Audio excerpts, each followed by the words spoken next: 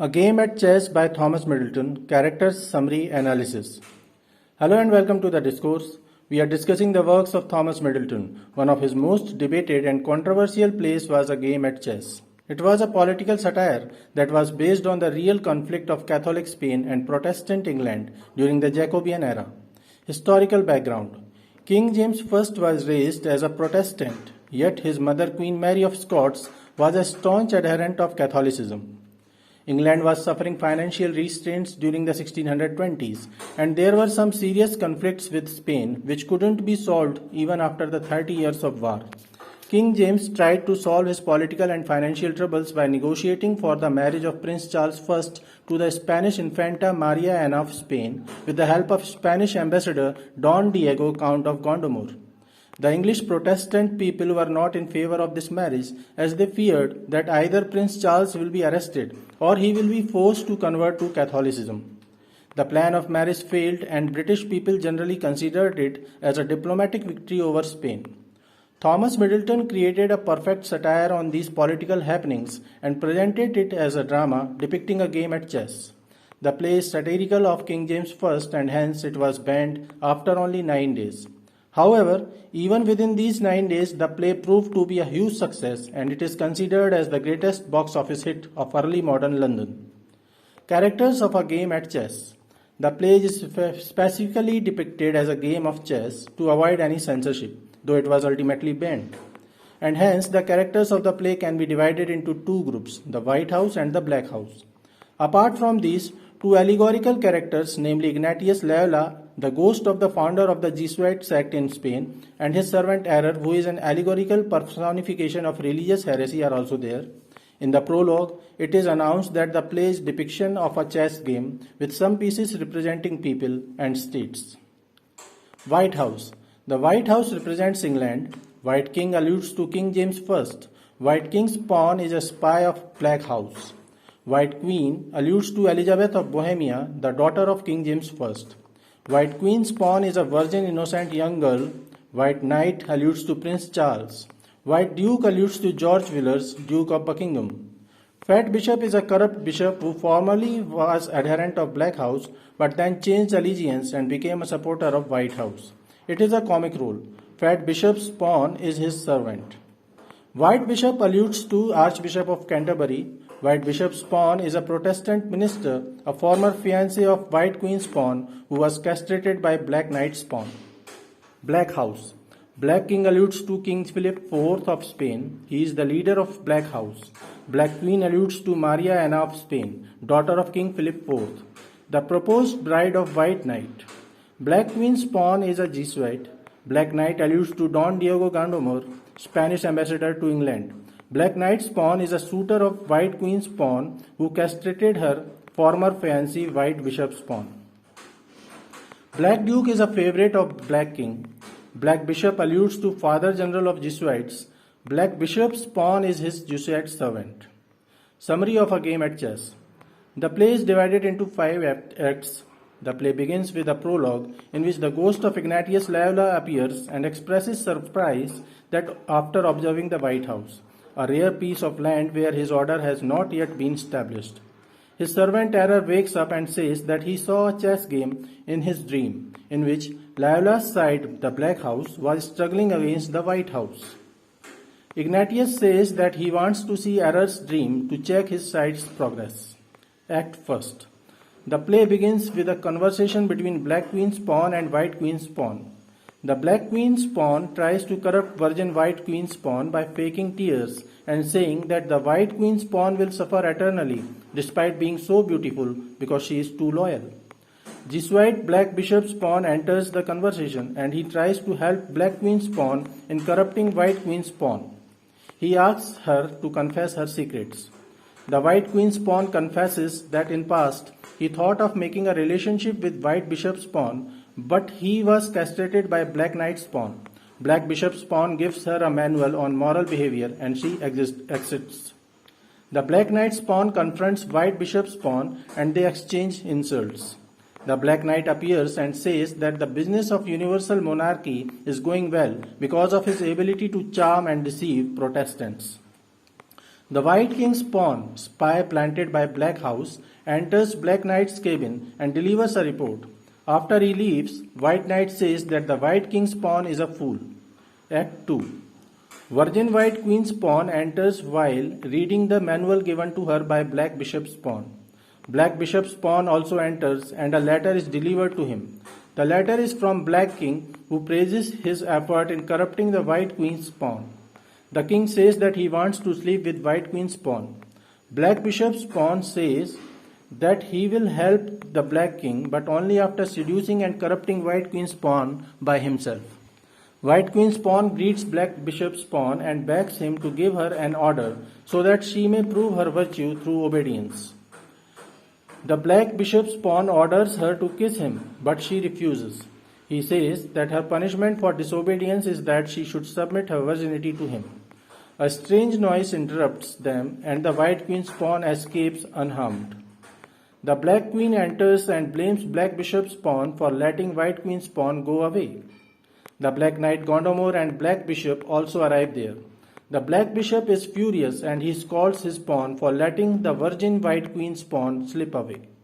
He says that her escape and failed seduction will cause a scandal against the reputation of Black House. Black Knight suggests that they should cover up the failure.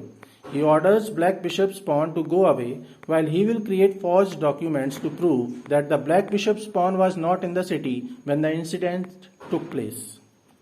The Black Bishop's pawn flees away and Gondomar orders burning of all the documents and files related to pawn, as those documents contained information about previous seductions and misdeeds in which the Black House was involved. The Black Knight pawn is troubled as he feels remorse and guilt for castrating White Bishop's pawn. Fat Bishop appears and criticizes the Black House that he has just left. He has written many books against the Black House. Black Bishop and Black Knight curse him and swear vengeance. White Queen appears in the White King's court and complains about the attempted rape of Virgin White Queen's pawn. White King summons Black Knight and he produces papers to falsify White Queen's pawn's charges by proving that Black Bishop's pawn was not present in the city when the said rape was attempted.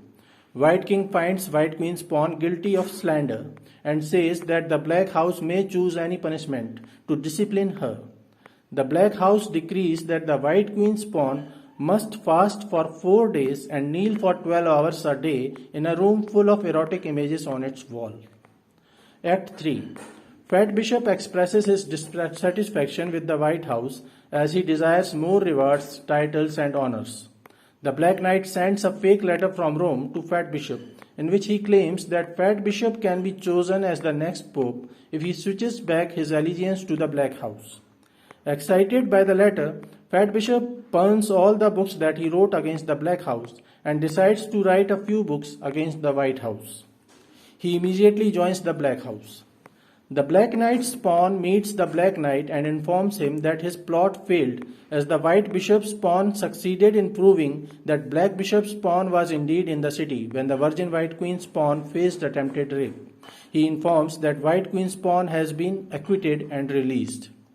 The Black Queen's pawn tries to gain trust of Virgin Queen's pawn by praising her virtue and telling her that she created the strange noise that allowed her to escape against Black Bishop's pawn's sexual attack. Virgin Queen's pawn thanks her and shows her gratitude. The Black Queen's pawn says that she saw the future husband of Virgin White Queen's pawn in a magical Egyptian mirror. White Queen's pawn gets intrigued and wants to know more. Black Knight also gains the trust of the White King as he reveals that the White King's pawn is a spy and arrests him. Fat Bishop begins writing books against the White House. The Black Bishop says that he will flatter and entertain Fat Bishop as long as he remains useful for the Black House. The White King's pawn is arrested.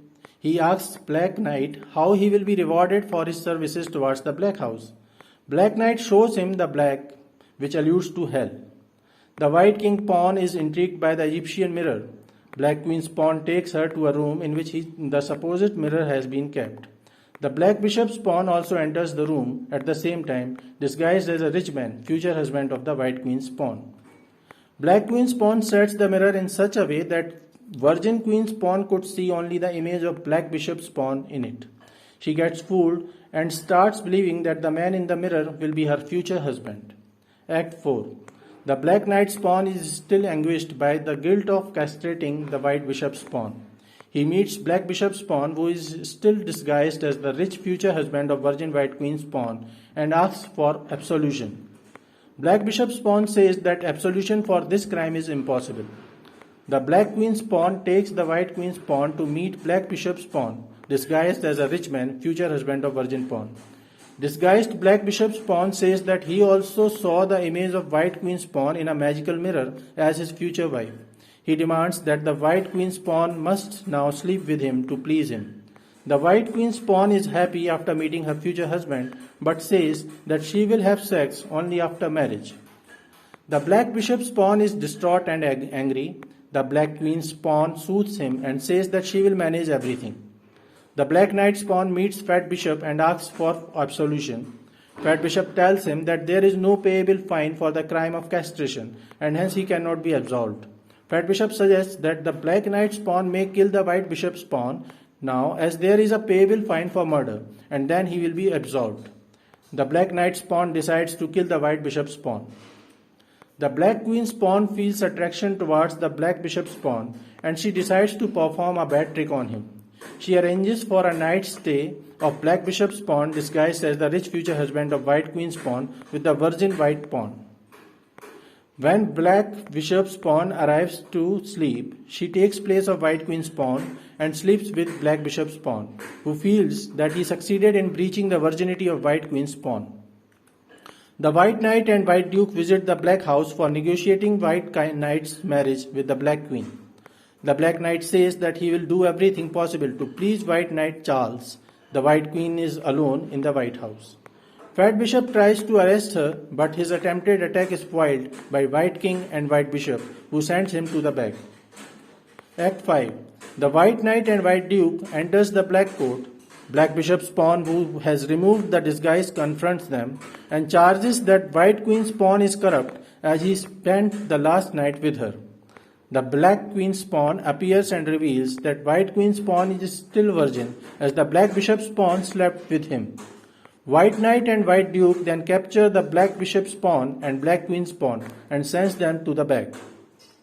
Black knight's pawn tries to kill white bishop's pawn, but white virgin pawn reaches in time and saves him. She then arrests black knight's pawn and sends him to the back. White knight and white duke are still in the black court, where they enjoy a sumptuous meal.